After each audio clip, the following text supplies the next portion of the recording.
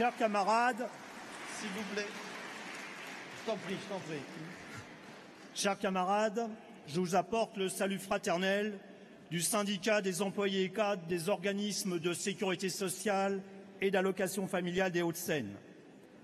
Nous constatons, dans le cadre des élections au conseil d'administration qui ont lieu depuis le début de l'année dans les organismes de sécu, que les listes forces ouvrières enregistrent de bons résultats. Là où FO est bien implanté, nous confortons nos positions, et là où FO est moins présent, les syndicats réalisent parfois des scores inattendus. Ainsi, par exemple, à la COS, FO arrive en tête avec 52% des voix chez les employés, alors que le syndicat n'était pas représentatif jusqu'à ce jour.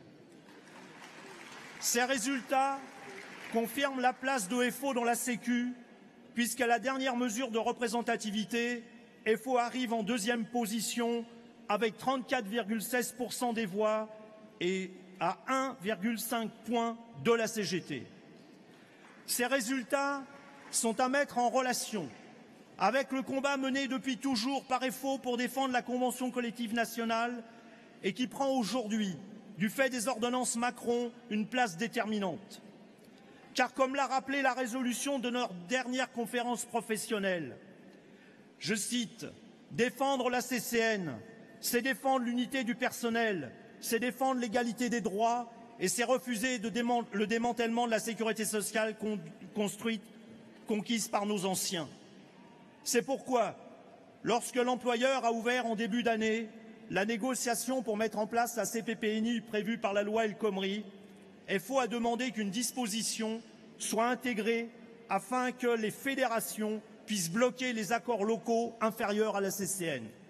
Cette demande soutenue par la CGT a permis tout au long de la négociation de réaliser l'unité entre nos deux fédérations. L'employeur a refusé, au nom bien entendu des ordonnances Macron.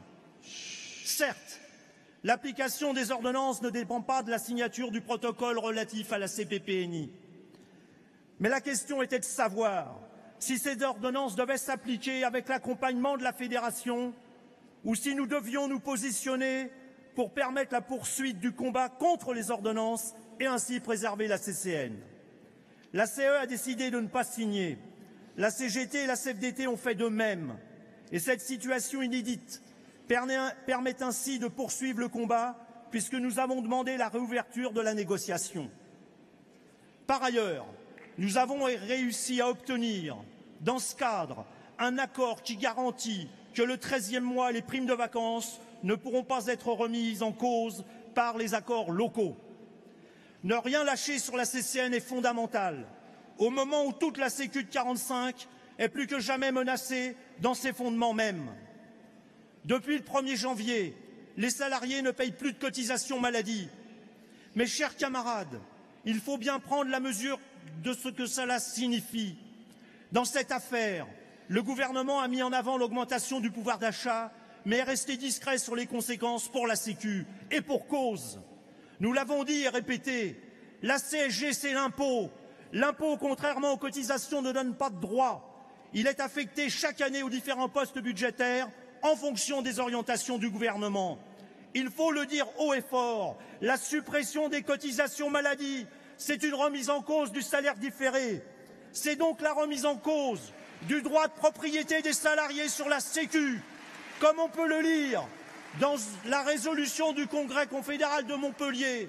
Mais on pourrait prendre d'autres résolutions. Elles disent toutes la même chose. Je cite, « Pour les travailleurs, le droit à la sécurité sociale s'exprime en particulier à travers l'existence de la cotisation sociale, source du salaire différé qui confère aux travailleurs un droit de propriété sur la sécurité sociale et une garantie pour son avenir. Nous ne voulons donc pas sous-estimer la décision de suppression de la cotisation maladie, d'autant qu'elle intervient au moment où le gouvernement a décidé d'intégrer les ressortissants du RSI au régime général, c'est-à-dire d'intégrer des catégories professionnelles qui ne sont pas des salariés au régime général. La suppression de la cotisation maladie s'inscrit donc dans un vaste plan où tous les éléments se mettent en place pour détruire la sécurité sociale de 45 afin de la remplacer par un système étatisé financé par l'impôt. Depuis que les travailleurs ont conquis la Sécu, le patronat n'a eu de cesse de chercher à la remettre en cause. Mais aujourd'hui, en supprimant la cotisation maladie, Macron a ouvert la voie pour répondre à leurs vœux. C'est pourquoi il y a urgence à informer et à alerter les salariés sur les intentions du gouvernement la concernant. La Sécu représente l'une des principales conquêtes de la classe ouvrière de ce pays et nous pouvons être fiers, mes camarades, du rôle joué par la Confédération FO dans l'édification de cette institution unique au monde. Du camarade Georges Buisson, père fondateur de la Sécu, aux différents combats menés comme en 1995 par exemple, la Sécu a toujours été au centre du combat mené par FO.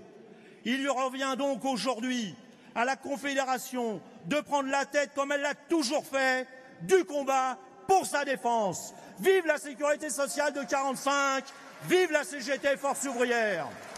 Merci Laurent.